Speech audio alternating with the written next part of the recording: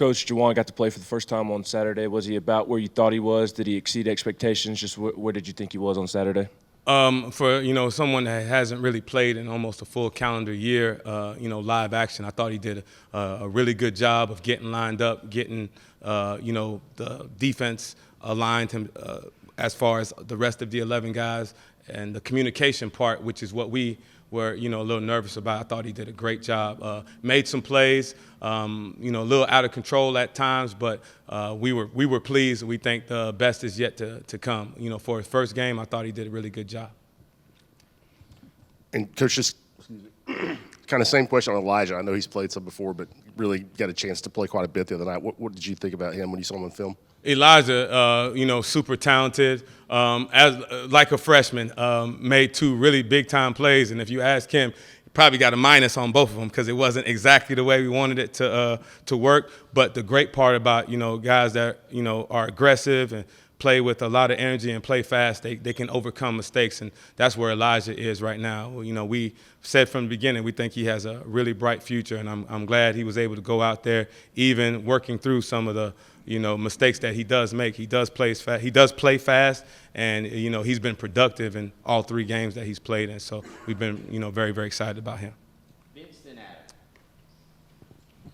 Coach, we obviously still see the productivity from Jeremy Banks, but from your standpoint, what are some things that he is doing better now this year? I think that's playing under control. He's letting the game come to him a little more. I think Jeremy in the past was see it and kind of read on the run, and sometimes that got him in trouble when you were blessed with the athletic ability that he has that would maybe overrun the football or be out of position. I think he's done a much better job of reading and reacting and putting himself in position to make more plays. Jeremy playing under control is one of the best linebackers in the conference, and I think he's done that for the most part these first 3 games. We hear so much about Anthony Richardson that you have to contain him in the pocket. What's the worst that could happen? Why is he so good when he gets out running around outside the pocket? I would say I think last year his GPS got to a 23, so that would make anybody pretty dangerous. Great athlete. And not just a guy that runs fast. He can make moves in space, and has a live arm as a quarterback. So you have to respect his throwing ability. I mean, he's the total package. I know when he gets in space, there's some design runs for him. He's a threat along with their other 3. They have 3 very, very talented running backs, so he just adds to it. But you see the athletic ability pop off the screen, in certain plays, and he's going to be a big-time challenge for us. Jimmy, Ryan, and Brent. Coach, how would you assess your linebackers in pass coverage? I think we've gotten better. Obviously, still not perfect. Felt like we've left some plays out there, especially in our zone concept. We had a chance to get our hands on some balls and maybe even take some the other way. I think about 2 last game. In the Pitt game, we actually were in we were in good coverage. I was about to say great coverage. We were in good coverage and actually got our hands on some balls and didn't finish the play. So I think it's still a work in progress. We're multiple, so we asked our linebackers to be in different spots on the field in our zone coverages. But I think we're getting there. We just like to see the production increase, especially with the underneath coverage in our zones. And I think Coach Heupel mentioned that he showed up at work and Aaron Beasley's already in your office. And I just wonder if Beasley's commitment is what has led him to be so successful. I think Aaron has always been a committed player, and I think for the most part, 99% of the team, 99.9% of the team is showing a higher level of commitment. I always tell those guys, if I'm the smartest guy in the room and I'm the only one that can make the adjustments, we're in trouble. So, Aaron comes in there. Pat Garland comes in all the time, Elijah Herring, even Jeremy and Juwan, they'll come in if they have questions. Aaron's just taking it to, another level just because he knew what some of the struggles he had last year, and he's made more of a commitment to becoming a better football player all the way around. And you can see that by the way he's played in these first 3 games. Coach, you got to see a little bit of him in the first couple games too, but Caleb Perry got a little more run on defense this past week. How's he done so far, and how did he do in that particular game? Caleb is still learning to play the position like we talked about, earlier. He was kind of a jack of all trades coming out of high school, playing quarterback, receiver, DB. So he's still learning how to play linebacker. But even in the process of learning how to play linebacker, you see the production. He just kind of finds the football, which is a skill, obviously, that's, you can't always teach. He kind of finds the football on his own, even though it's not always the right way. He's been productive in getting to the football, and I think he's another one, big athletic kid. When you talk about guys that can run, jump, change direction, he has the total package. Obviously as coaches, we want him to be the finished product yesterday, but we understand it's going to be a work in progress. But we're happy with where he is right now, and we think he's got a chance. Another kid's got a chance to be a really good football player. Coach, over here, you guys have not seen a mobile quarterback per se through 3 games, not a real mobile guy. One, how do you simulate that in practice this week? And 2, how would you rate your linebackers' play outside of the box, outside of the tackle box in open space to this point? All right. To your first question, obviously I think Richardson is kind of stands alone when it comes to athleticism, as far as the quarterback position. But I thought the Irons kid last week, when you watch him on tape, he came in as a dual threat quarterback and actually had some positive runs versus Michigan State the previous week. So we actually practiced, a lot of quarterback run going into that game. So we actually are bringing some of the same, defenses that we ran in that previous game. We're obviously we were able to rep him, for Akron. Obviously, he did not run the ball a lot, whether it was through injury or whatever. He was more in a drop back phase. He didn't pull the ball as much, but we were prepared for it. And I just bring that up to say, with the talent that Richardson has, we've actually, feel like we're a week ahead as far as the actual quarterback running game. Now, obviously, he's a different animal, but some of the defenses and some of the fits we've prepared for. And as far as the linebackers, making, how they've played outside on the perimeter, I think we've done a good job. With offenses now and the spread, the way that it challenges you from sideline to sideline, all those guys are going to have to make plays outside the box. I think we've done a good job, playing off blocks and tackling in space. I thought we've done a much better. Obviously, it's never going to be perfect, but I think we like where we're at right now. Coach, with having Jeremy and Aaron start it all last season, they started the first 2 games this season, and you bring Juwan kind of in and start him. How did you kind of handle that dynamic between those 3 guys with 2 starting spots, and how did they sort of handle that going into last week? They're all mature. When you get to a program and you build it the way we want to have it built, every week it should be a fight to see who's going to be a starter. No one is going to stand out over another one. And we look at it like we have 3 starters. We treat Aaron like he's a starter. I think he's earned that with some of the play that he's had in these first 3 weeks. But Juwan was the starter coming out of camp, so we wanted to make sure he got right back in the mix. And for us to be successful, all 3 of those guys are going to have to play like starters. So we don't look at it any different when either guy is on the field. And we had those. Everybody wants to start. Everybody wants to play every snap, and you want that type of competitiveness, and you want that kind of fire. Obviously, they can't, so we go about it that way, that we're going to play like we have 3 starters on the field. Jalen Hyde had talked about how he hasn't done anything yet, even though he's had a great start to the season, seemingly wanting more with that success. Do you sense that with your group and this team, that as they win, as they have success, that they want to be greedy and want more of it? The success is always measured by who's the one that's saying you're successful, right?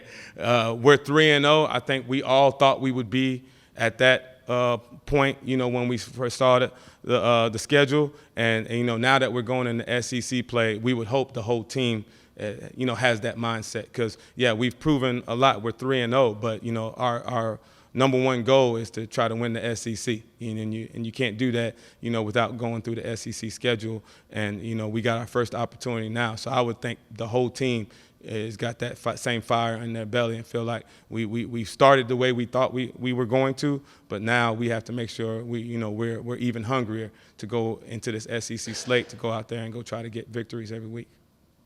Thank you, Coach. All right. Thank you, guys. Coach, what's the update that you have with your running back situation? Right now, we're all available and ready for practice. Everybody was out there today, full speed, full go. Guys look really good. A couple of we just got to be smart with how we rep them. You know what I'm saying? Some of those injuries or some of those things that happen in the game, just bumps and bruises, wear and tear the course of the game.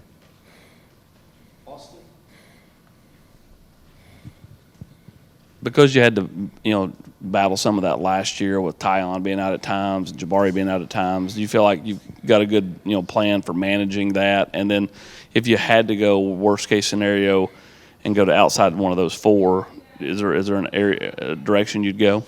Right now, to answer your first question, yes. We kind of been through this battle before as far as rotating guys, making sure we do a great job of prepping guys throughout the week. And a big part of that is how we go about prepping them as far as in the meetings, on the practice field, because we got to be smart. We can't wear their bodies down just because we're a body or two not available at some practices. So we kind of got a good plan. We kind of got some precedents as far as from last year.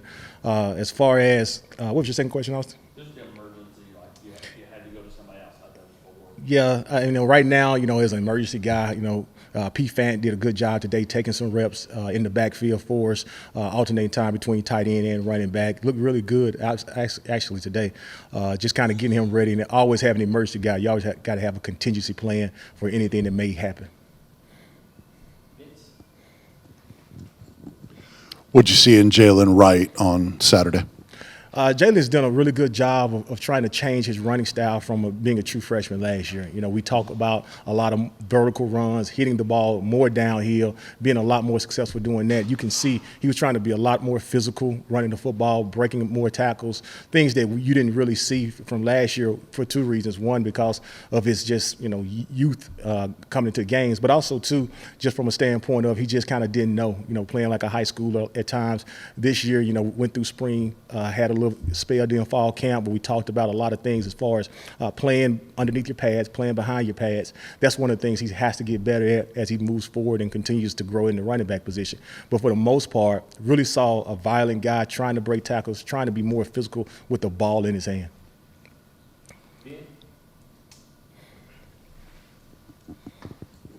Jerry, how would you assess the running game just through 3 games this season? Continue, work in progress, continue to improve every single day. You can see we took a step, I think, last week against Akron, just for the simple fact, getting different bodies involved, different people involved. You saw a glimpse of Dylan Sampson, obviously, in the game. Jalen Wright did some good things. So I think it's kind of a work in progress. The things that you see is we've done a really good job, I think, of improving in the pass pro aspect of it, but we got to continue to do a good job of being pad +2, not fumbling the ball, not turning the ball over. We didn't turn the ball over at all last week, which is really good for us.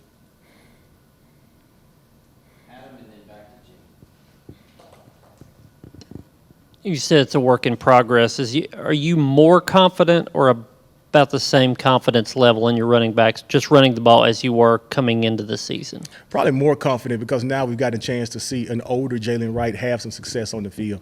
He's had some games where we've had some long runs. He's had a couple of touchdowns under his belt. This time last season, we weren't at that point. We weren't at a situation where we felt really comfortable putting him in the game and felt really comfortable or some of the things that we asked him to do. We tried to limit and minimize the playbook to put him in the best situation. But now I think he has everything at him. He has the entire playbook under his belt. Obviously, which we could have saw a little bit more Jabari last week. Was really excited about seeing him kind of have that breakout game this year. But I told him just to be patient because he's on the way. We have total confidence in what he can do, and he's continued to practice well. Coach, a couple of things. South Florida ran for 286 yards on Florida. What allowed them to have success, and what do you think of Florida's run defense? First of all, South Florida did a really good job from a formational standpoint. We thought shifting and motion and trying to create some leverage and trying to create some different gaps, I thought, on that defense versus Florida. The other thing is the quarterback ran the ball extremely well. That was a big part of their success. The quarterback was able to have some success running the ball, whether it was design runs or whether he scrambled and things like that. And I think for us, that's not really always a part. We try to do a good job of attacking that defense however whenever we see fit, depending on what our personnel looks like and how healthy people are. So, just from their standpoint, though, I thought the shifts, the motions, the trades, and also the quarterback run game gave them a chance to be really successful in the run game. And even though Dylan Sampson's a freshman, has he earned your trust to play him in a game of this magnitude? He definitely has. Not only what he does on the practice field, how he carries himself in the building. I think all those things play a big part in when you decide to give a guy basically the football. He has our entire livelihood in his hands when he carries the football, and we trust Dylan 100% to step on the field and execute whatever assignment we have, and whether that be running the ball or blocking at the best of his ability. Hey, Coach.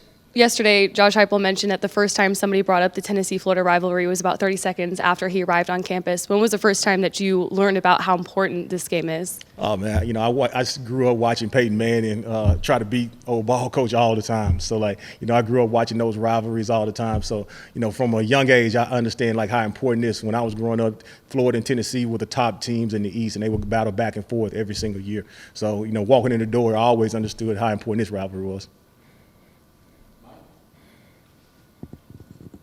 You mentioned having everyone available today. How much was Jabari able to do, and how do you kind of manage his workload moving forward throughout the week?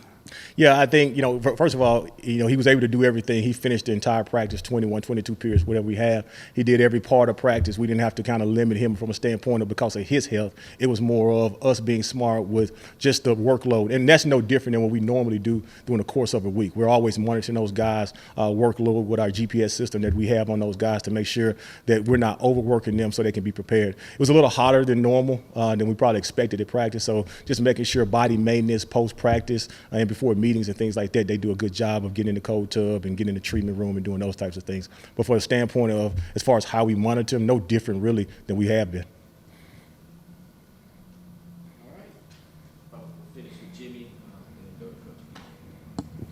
You update us on Justin Williams-Thomas, the progress he's making? Justin's coming along. He's doing a good job. He got some playing time last week, got a couple of carries. I think he had one run, it was third and short situation, and he kept his feet driving on contact, was able to create 7 yards as opposed to just 1 yard. Those are some of the things that we continue to talk to him about, just being a violent runner with the ball in his hands, the authority that he hits the hole with. So, he's in a reserve role right now, but he always knows his number can be called at any given time. You see how fast we end up getting down the depth chart a little bit in the game in Akron. The same situation could happen each and every week. So all them guys got to be ready and prepared to play no matter what. Thank you, Coach. Appreciate it.